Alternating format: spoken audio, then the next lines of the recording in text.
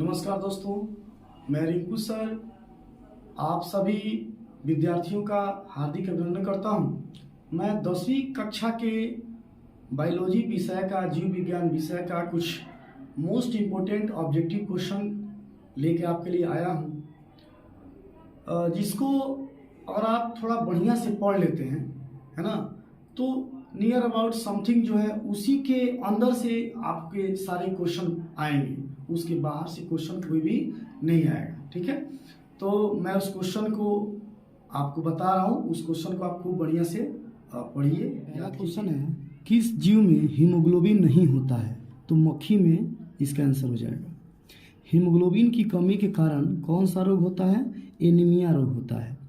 तीसरा क्वेश्चन है, प्रसिद्ध पुस्तक द माइक्रोग्राफिया के लेखक कौन है? तो रॉबर्ट हुक हैं। पौधे और पशुओं की कोशिकाओं का वैज्ञानिक अध्ययन क्या कहलाता है? तो कोशिका विज्ञान कहलाता है। मानव हृदय घिरा हुआ है पेरिकार्डियम से।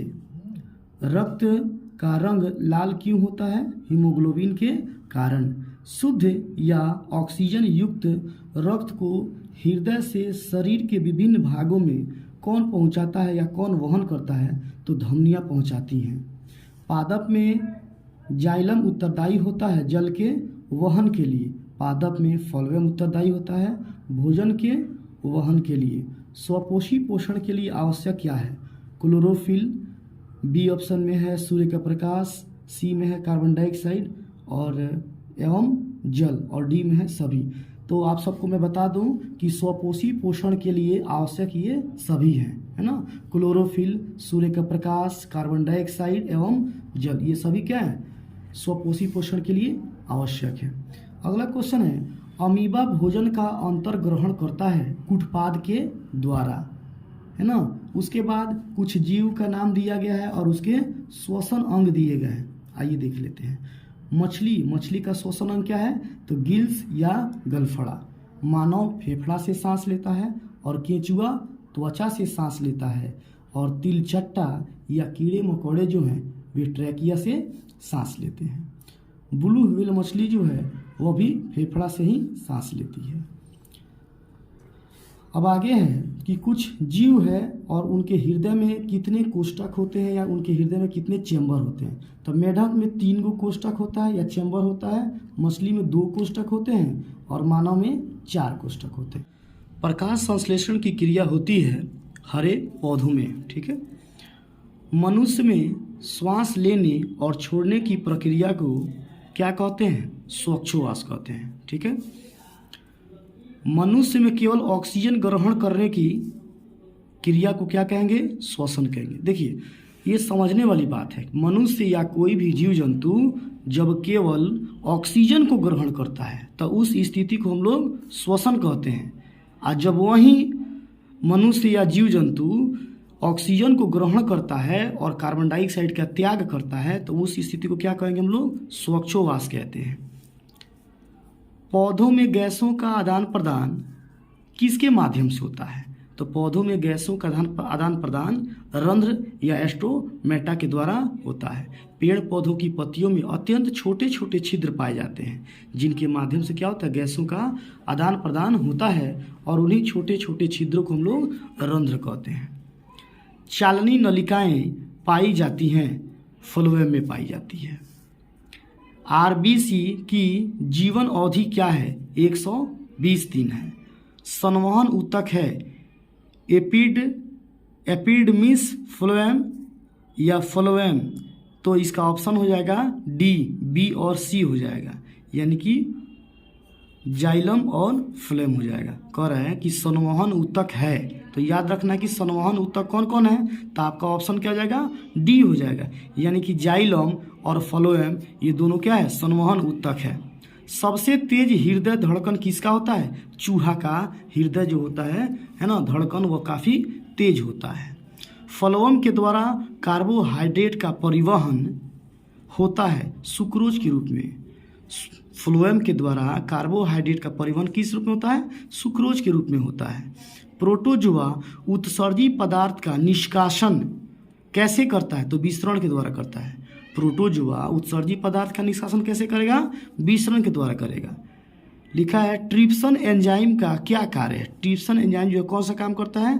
तो प्रोटीन का पाचन करता है, प्रोटीन को पचाता है।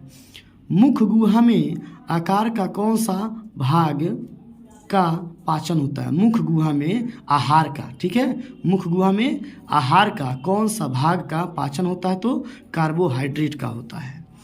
ऑक्सीजन का वाहक कौन है? आरबीसी। आरबीसी जो है ऑक्सीजन का वाहक होता है। मुख गुहा में आहार का कौन सा भाग का पाचन होता है?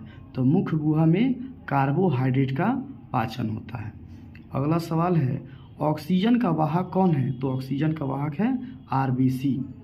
और यहाँ पे है न्यूक्लियस शब्द किसके द्वारा दी गई है? तो इसका आंसर लिखना हम भूल गए हैं, लेकिन आप लोग याद रखेंगे रॉबर्ट ब्राउन जो है ना, न्यूक्लियस शब्द जो है उन्होंने ही दिया था। सजीव जीवधारियों के द्वारा किस प्रकार की नाइट्रोजनी वर्ज्य पदार्थ का उत्सर्जन होता है? सवाल है सजीव जीवधारियों के द्वारा किस प्रकार की नाइट्रोजनी वर्ज्य पदार्थ का उत्सर्जन होता है? तो इसमें क्या हो जाएगा? अमोनिया, यूरिक अम्ल और यूरिया, यानी कि सभी, ठीक है, इसमें सभी हो जाएगा। घोघा जो है ना, किस समुदाय का प्राणी है? तो घोघा मोलस्का समुदाय का प्राणी है। अड़हुल किस प्रकार का फूल है? तो अड़हुल का फूल जो है वो द्विलिंगी होता है। पपीता किस प्रकार का पुष्प है? तो पपीता क्या है? एक लिंगी है। पुष्प के नर भाग को क्या कहते हैं? तो पुष्प के नर भाग को हम लोग पुमंग या पुंकेसर कहते हैं। पुष्प के मादा भाग को क्या कहेंगे? तो जयांग या स्त्रीकेसर कहेंगे। उभयलिंगी जंतु कौन होता है? तो उभयलिंगी जंतु होता है केंचुआ। कौन मलेरिया परजीवी है? प्लाज्मोडियम क्या है? मलेरिया परजीवी है। पुनरुद्भवन का उदाहरण है हाइड्रा। मानव में मादा जनन तंत्र का भाग नहीं है, तो शुक्रवाहिका जो है वह मादा जनन तंत्र का भाग नहीं है। मुकुलन विधि द्वारा अलैंगिक जनन होता है, तो किसमें होगा? हाइड्रा एवं ईस्ट में होता है। मुकुलन के द्वारा अलैंगिक जनन की विधि किसमें किसमें होगा? तो हाइड्रा और ईस्ट में होगा। अमीबा में अलैंगिक जनन किसके द्वारा होता है? तो द्विखंडन के द्वारा होता है। पराग कोश में क्या पाए जाते हैं? पराग कण पाए जाते हैं। मानव मादा में पूर्ण निषेचन कहाँ होता है? तो फैलोपियन ट्यूब में, चाहे फैलोपियन ट्यूब या डिम्ब वाहिनी में होता है। मनुष्य कोशिका में गुणसूत्रों की संख्या कितनी होती है? तो 46 गुणसूत्र होते हैं, या 23 जोड़ा भी इसको हम लोग कह सकते हैं। नर युग्मक में गुणसूत्रों की संख्या कितनी होती है? 23 जोड़े। नर युग्मक, देखिए जब पूछेगा युग्मक, युग्मक का मतलब होता है जोड़ा, तो जब युग्मक पूछेगा तो 23 जोड़ा बताएंगे। नर युग्मक में गुणसूत्रों की संख्या कितनी है? 23 जोड़ा। केवल पूछता है कि मनुष्य कोशिका में गुणसूत्रों की संख्या कितनी है, तब 46 बताएंगे। फूल का कौन सा भाग फल में बदलता है? तो अंडाशय। फूल का कौन सा भाग फल में बदलेगा? अंडाशय बदलेगा। नर युग्मक एवं मादा युग्मक के संलयन को क्या कहते हैं? निषेचन कहते हैं। ये कई बार सवाल पूछ चुका है। नर युग्मक एवं मादा युग्मक के संलयन को क्या कहेंगे? निषेचन कहेंगे। पुष्पी पौधों में लैंगिक जनन किसके द्वारा होता है? तो फूलों के द्वारा होता है। पुष्पी पौधे जो होते हैं उनमें लैंगिक जनन किसके द्वारा होगा? फूलों के द्वारा होगा। शुक्राणु का मोचन कहाँ होता है? शुक्रवाहिका में। शुक्राणु जो है उसका मोचन कहाँ होगा? शुक्रवाहिका में होगा। स्त्रीकेसर के आधारीय भाग को क्या कहेंगे? अंडाशय कहेंगे। स्त्रीकेसर के आधारीय भाग को क्या कहेंगे? अंडाशय कहेंगे। किशोरा अवस्था में होने वाला परिवर्तन का कारण है क्या? तो टेस्टोस्टेरोन और एस्ट्रोजन, ठीक है। कोई भी किशोर या किशोरी जो होता है, जो उसके शरीर में परिवर्तन आता है, वह किन हार्मोन के कारण आता है? तो टेस्टोस्टेरोन एक हार्मोन है, इसके चलते, और एस्ट्रोजन हार्मोन है, इसके चलते उसमें परिवर्तन देखने को। अगला सवाल है एड्स का प्रमुख कारण क्या है? असुरक्षित यौन संपर्क, ठीक है। कोई आदमी जो है अगर असुरक्षित तरीके से किसी औरत के साथ यौन संपर्क स्थापित करता है ना, तो एड्स का वो कारण बन सकता है। यौन संचारित रोग नहीं है टाइफाइड। टाइफाइड क्या है? वह यौन संचारित रोग नहीं है। यौन संचारित यानी कि लिंग जनन है ना, संचारित रोग हैं। कहने का मतलब है कि वैसे रोग जो स्त्री या पुरुष के लिंग के द्वारा एक दूसरे में क्या होते हैं, स्थानांतरित होते हैं, उसे हम लोग क्या कहते हैं, यौन संचारित रोग कहते हैं। तो देख लीजिए, एड्स, गोनोरिया, सिफिलिस और क्या दिया है, सभी। यानी कि एड्स, गोनोरिया और सिफिलिस ये तीनों बीमारी जो हैं वह क्या हैं, यौन संचारित रोग हैं। ठीक है। आनुवांशिकता का जनक किसे कहते हैं, तो आनुवांशिकता के जनक हैं ग्रेगर जॉन मेंडल।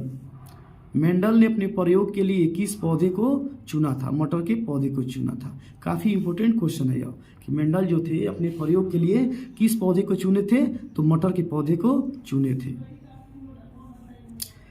किसी जीव की जीनी संरचना को क्या कहते हैं, कोई जीव जो है उस जीव के जीन संरचना को हम लोग क्या कहेंगे, तो जीन प्रारूप कहेंगे या जीनोटाइप कहेंगे। देखिए अगला सवाल है, जीव विज्ञान की वह शाखा जिसके अंतर्गत विभिन्नता तथा आनुवांशिकता का अध्ययन किया जाता है। जीव विज्ञान की वह शाखा जिसके अंतर्गत हम लोग विभिन्नता या आनुवांशिकता का अध्ययन करते हैं उसे क्या कहेंगे, उसे हम लोग आनुवांशिकी कहते हैं। विकासीय दृष्टिकोण से मानव का सबसे निकट कौन है, तो चिंपांजी है। मनुष्य के बाद अगर सबसे विकसित कोई प्राणी है तो वह क्या है, चिंपांजी है। चिंपांजी का बच्चा जो है वह मनुष्य के बच्चा की तरह रोता है। कीट के पंख और चमगादड़ के पंख किस तरह के अंग हैं, तो ये समवृत्तीय अंग हैं। जीन शब्द की प्रस्तावना किसने की थी, जीन शब्द जो है उसका प्रस्तावना किसने किया था, तो जोहानसन ने किया था। द ओरिजिन ऑफ स्पीसीज पुस्तक के लेखक कौन है, चार्ल्स डार्विन। चार्ल्स डार्विन जो है ना, उन्होंने द ओरिजिन ऑफ पुस्तक जो है लिखा था। पुरुषों में लिंग गुण सूत्र क्या होता है, एक्स वाई होता है। पुरुषों में क्या पाया जाता है, तो पुरुष में एक्स वाई होता है, और स्त्रियों में लिंग गुण सूत्र क्या होता है, तो एक्स एक्स होता है। प्राकृतिक चुनाव के द्वारा प्राणियों का विकास किसका मत है, माने किसका मानना था, किस जीव वैज्ञानिक का मानना था कि प्राकृतिक चुनाव के द्वारा प्राणियों का विकास होता है, तो चार्ल्स डार्विन। ठीक है। आगे है, उपार्जित लक्षणों की वंशागति का सिद्धांत किसने दिया था। उपार्जित लक्षणों की वंशागति का सिद्धांत किसने दिया था, तो लैमार्क ने दिया था। आगे है, लैमार्क का खंडन करने वाले जर्मन वैज्ञानिक जिन्होंने चूहे की पूंछ पर खोज किया था। लैमार्क जो थे उनके विचारों का खंडन करने वाले जर्मन के जो वैज्ञानिक हैं उन्होंने क्या किया था, चूहे की पूंछ पर प्रयोग किया था। तो उनका नाम क्या था, उनका नाम था वाइसमैन। चिपको आंदोलन संबंधित है, तो चिपको आंदोलन जो है वह वन के संरक्षण से संबंधित है। चिपको आंदोलन की शुरुआत कब हुई थी, 1970 ईस्वी में चिपको आंदोलन की शुरुआत हुई थी। आगे है, जैव अनिम्नकरणीय पदार्थ है। देखिए, जैव अनिम्नकरणीय के पदार्थ का मतलब होता है कि वैसे पदार्थ जो जीव जंतुओं के द्वारा अपघटित नहीं होते हैं, तो वह क्या है, DDT है। DDT हो गया, प्लास्टिक हो गया, थर्मोकोल हो गया, ये सारे चीज़ क्या होते हैं, अनिम्नकरणीय पदार्थ है। प्लास्टिक भी जीव जंतुओं से अपघटित नहीं होता है, DDT भी नहीं होगा, थर्मोकोल जो है वो भी नहीं होता है। टिहरी बांध परियोजना का निर्माण किस प्रदेश में हुआ है, तो उत्तराखंड में। टिहरी बांध परियोजना का निर्माण कहाँ हुआ है, उत्तराखंड में हुआ है। भूमिगत जल का उदाहरण क्या है, कुआं। भूमिगत जल का मतलब होता है धरती के अंदर का जल, तो उसका उदाहरण क्या है, कुआं। यूरो सेकेंड का संबंध किससे है, वायु प्रदूषण से है। उत्तम ऊर्जा का स्रोत क्या है, बायोमास। सुरंगम किस राज्य की जल संग्रहण व्यवस्था है, तो केरल की है। स्वच्छ ऊर्जा स्रोत क्या है, प्राकृतिक गैस। परंपरागत ऊर्जा स्रोत क्या है, जैव मास या बायोमास। ओजोन परत को क्षति कौन पहुंचाता है, CFC क्लोरोफ्लोरोकार्बन, इसको हम लोग क्लोरोफ्लोरोकार्बन भी कहते हैं। पृथ्वी पर एकमात्र ऊर्जा का स्रोत क्या है, सूर्य। धरती पर अगर एनर्जी हमको मिलती है तो वह एक ही स्रोत है, क्या है, सूर्य है। प्राकृतिक संसाधन नहीं है ना, प्राकृतिक संसाधन नहीं है, जीवधारी। गंगा सफाई कार्य योजना किस वर्ष प्रारंभ हुई थी, तो 1985 ईस्वी में। पर्यावरण दिवस कब मनाया जाता है, 5 जून को मनाया जाता है। चिपको आंदोलन के नेता कौन थे, सुंदरलाल बहुगुणा थे। वन संरक्षण का उपाय है क्या, तो वृक्षारोपण द्वारा, वनों की कटाई पर रोक लगा के, जनसंख्या वृद्धि पर रोक लगा के, और इनमें से सभी। ठीक है, तो कह रहे हैं वन संरक्षण का क्या उपाय है। तो वन को संरक्षित करने के लिए, वन को बचाने के लिए हमें वृक्षारोपण करना होगा, वन की कटाई पर रोक लगानी होगी, जनसंख्या वृद्धि पर रोक लगाना होगा, यानी कि ये सारा हो जाएगा, माने इनमें से सभी हो जाएगा। अमृता देवी बिश्नोई का संबंध किस वृक्ष के संरक्षण से है। तो खेजड़ी का वृक्ष जो था उसी के संरक्षण से उनका संबंध है। गंगा नदी की लंबाई कितनी है। तो 2500 किलोमीटर है। जैव विविधता के विशिष्ट स्थल को क्या कहते हैं। जीवमंडल कहेंगे। जैव विविधता के विशिष्ट स्थल को क्या कहेंगे। जीवमंडल कहेंगे। ऊर्जा का एकमात्र स्रोत क्या है। सूर्य। पीछे भी यह क्वेश्चन मिल चुका है हम लोगों को। पर्यावरण को बचाने के लिए 3 प्रकार की आर का प्रयोग होता है। वह कौन कौन है। देखिए, पर्यावरण को बचाने के लिए हम लोग ट्रिपल आर का प्रयोग करते हैं। ठीक है, तो ये ट्रिपल आर जो है इसका मतलब क्या होता है। एक होता है रीड्यूज, रिसाइकल और रीयूज, है ना। ये क्वेश्चन पूछ देगा आपसे, 2 नंबर में भी क्वेश्चन पूछ सकता है कि पर्यावरण को बचाने के लिए ट्रिपल आर जो है ना, किस प्रकार के आर का प्रयोग होता है। तो ट्रिपल आर का प्रयोग होता है। तो ट्रिपल आर जो है, एक आर से क्या हो गया, रिड्यूस हो गया, एक आर से रिसाइकल हो गया, और तीसरे आर से क्या हो गया, रीयूज हो गया। सबसे ऊंचा बांध कौन सा है। तो टिहरी बांध सबसे ऊंचा बांध है। ओजोन परत पाया जाता है वायुमंडल के ऊपरी सतह में। सभी जीव जंतुओं के लिए ऊर्जा का अंतिम स्रोत है क्या, सूर्य। धरती पर जितने भी जीव जंतु हैं उनके लिए ऊर्जा का सबसे अंतिम स्रोत क्या है, सूर्य है। पारिस्थितिक तंत्र में ऊर्जा का प्रवाह होता है एक दिशीय। पारिस्थितिक तंत्र जो है उसमें ऊर्जा का प्रवाह क्या होता है, एक दिशीय होता है, यानी कि एक दिशा में ही होता है। जैव निम्नकरणीय पदार्थ क्या है। तो फलों के छिलके, कागज एवं गोबर। मैंने बताया था ऊपर, है ना। जैव निम्नकरणीय यानी कि वैसे पदार्थ जो जीवों के द्वारा, जीवाणु विषाणु के द्वारा क्या हो सके, अपघटित हो सके। तो फलों के छिलके हो जाएंगे, कागज हो जाएगा और गोबर हो जाएगा। और वहीं ऊपर कह रहा था, है ना, कि कौन सा अनवीकरणीय पदार्थ है ना। तो अनवीकरणीय में क्या आ जाएगा, प्लास्टिक आ जाएगा, थर्मोकोल आ जाएगा, DDT आ जाएगा। ये सारे चीज़ क्या है, अनवीकरणीय पदार्थ है। आगे देखते हैं, ओजोन परत के अवक्षय के लिए जिम्मेवार कारक क्या है। तो ओजोन परत के अवक्षय के लिए जिम्मेवार कारक है CFC यानी कि क्लोरोफ्लोरोकार्बन। ओजोन परत महत्वपूर्ण है क्योंकि यह सूर्य से आने वाली पराबैंगनी किरणों को अवशोषित करता है। और क्वेश्चन पूछता है ना, कि ओजोन परत महत्वपूर्ण है क्यों, ओजोन परत हमारे लिए क्यों महत्वपूर्ण है। तो ओजोन परत जो है सूर्य से आने वाली पराबैंगनी किरणों को अवशोषित करता है और हम तक, है ना, पराबैंगनी किरणों को पहुंचने नहीं देता है। ओजोन परत बना है ऑक्सीजन के 3 अणुओं से, है ना। ओजोन परत का सूत्र क्या होता है, तो O3 होता है। जलीय आहार श्रृंखला है। तो सबसे पहले शैवाल, और शैवाल को जलीय कीट खाते हैं, और जलीय कीट को मछली खाती है। ठीक है, उसके बाद है सही आहार श्रृंखला क्या है। घास, घास को हिरन खाएगा और हिरन को शेर खाएगा। ओजोन किस मंडल में पाया जाता है। तो ओजोन जो है वह समताप मंडल में पाया जाता है। अम्लीय वर्षा का pH मान कितना होता है। तो अम्लीय वर्षा का pH मान 5.6 से कम होता है। मलेरिया उत्पन्न करने वाला मच्छर कहाँ पाया जाता है।